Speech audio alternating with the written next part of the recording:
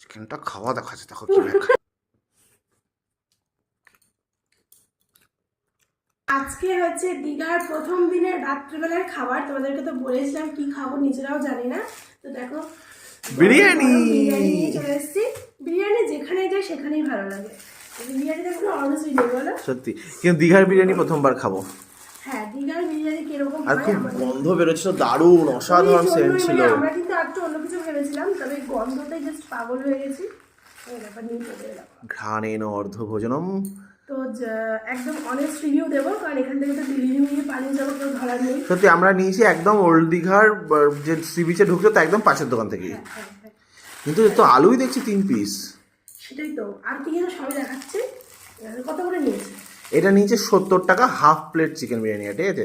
Full plate ওটা বলেছে, তার মধ্যে 2টো চিকেন থাকবে, 2টো আলু থাকবে। কিন্তু আমরা হাফ প্লেট করে নিয়েছি, মানে কেন, রাত্রিবেলা তো? এমনি